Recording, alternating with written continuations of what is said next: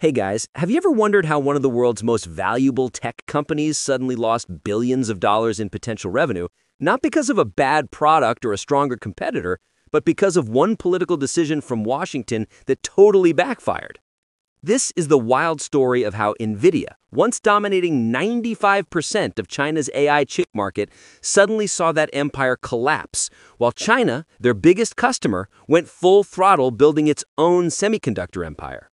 It all started with what looked like a smart move, the US government trying to protect national security. For years, Washington watched China's tech rise with growing anxiety. NVIDIA's chips, like the A100 and H100, were considered the brains behind AI, supercomputers, and even modern military systems. The US, under President Biden, feared that China could use these chips to gain a military edge. So back in 2022, America started tightening export bans.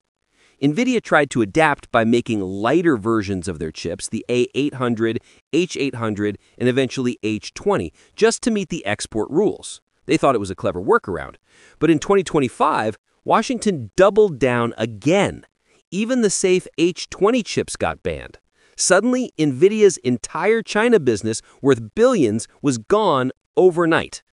CEO Jensen Huang admitted that their data center sales in China, which used to make up 20 to 25% of their revenue, had collapsed.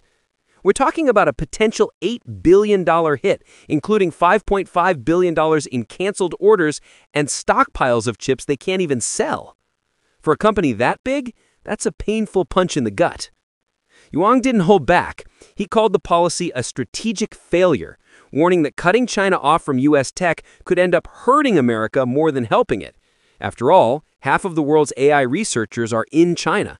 Blocking them from NVIDIA's ecosystem might just push them to build their own. And that's exactly what happened. Instead of slowing down, China went turbo mode. Beijing quickly mobilized tech giants like Huawei, Alibaba, and ByteDance to ditch NVIDIA and focus on homegrown chips.